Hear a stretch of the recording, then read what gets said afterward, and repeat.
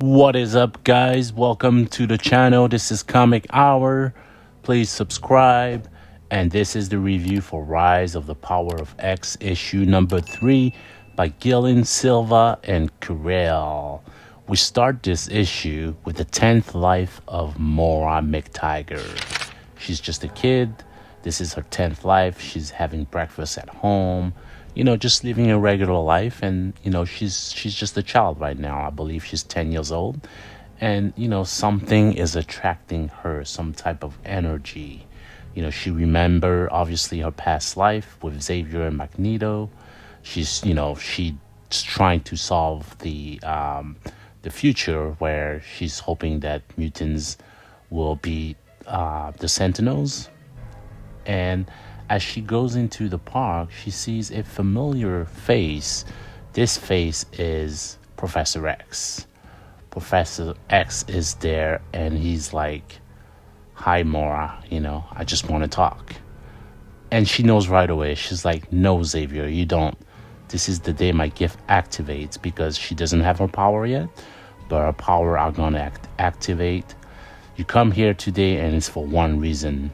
And she's like, and Xavier is like, "No, you're wrong, old friend. I do want to talk. I need you to understand what is happening and why." "You want to talk?" she says, and he points a red laser on her head, and it's a gun. It's to kill her.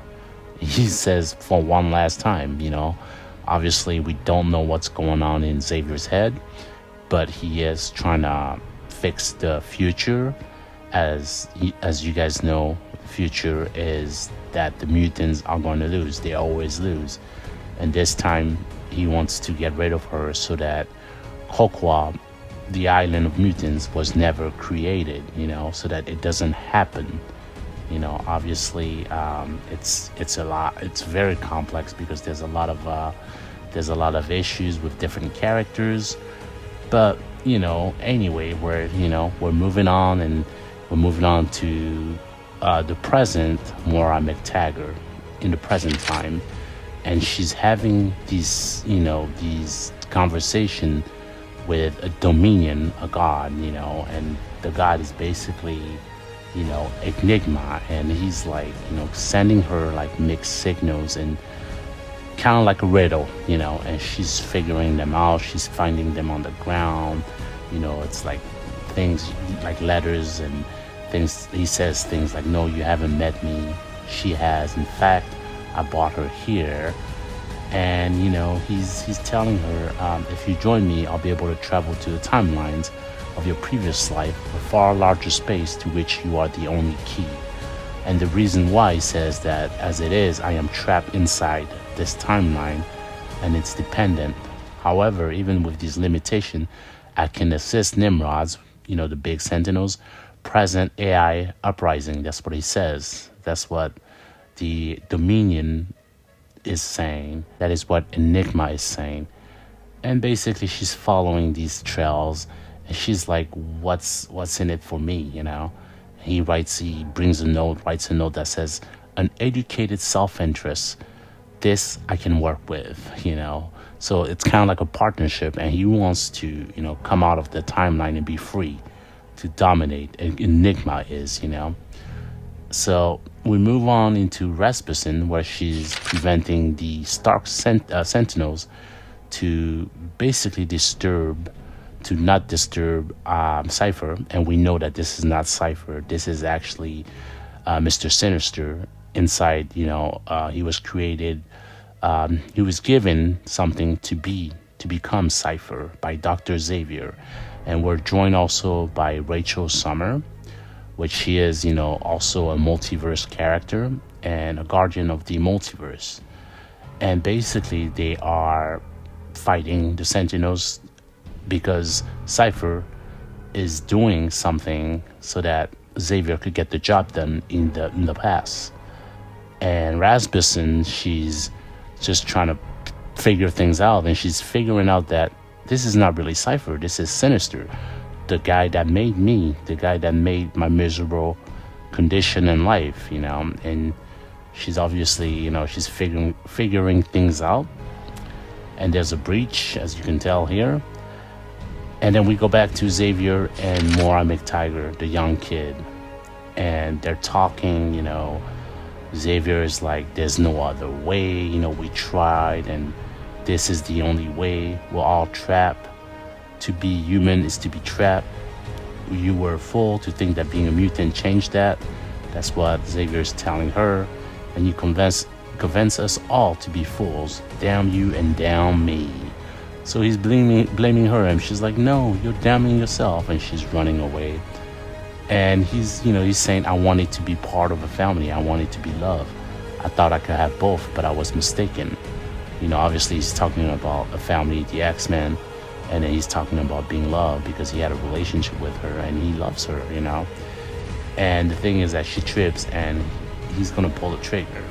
Now we go back to Cypher, and obviously there's that breach, and Rasputin breaks that breach, and she's like figuring that this is sinister.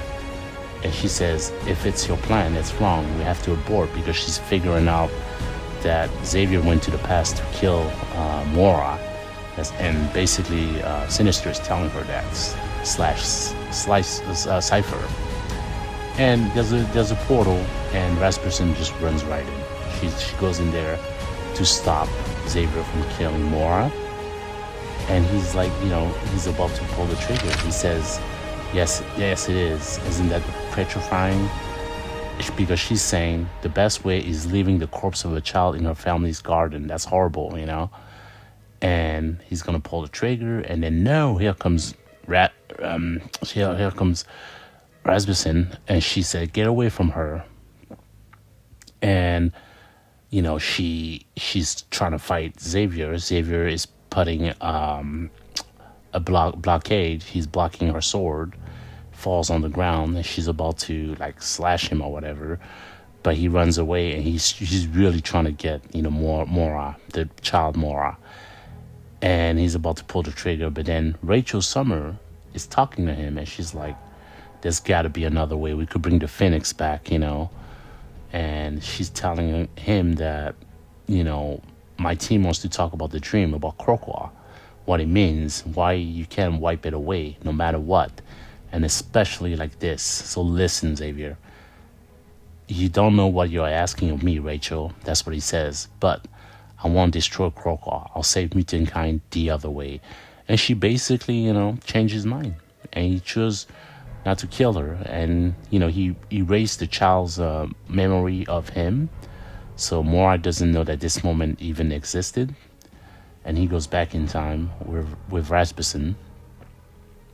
And basically, we go back to Mora, and she is in contact with a Dominion, Enigma, basically, and she's activating something. I don't know what it is, but she's telling the Sentinels that I've made contact with the Dominion. We should be fine now.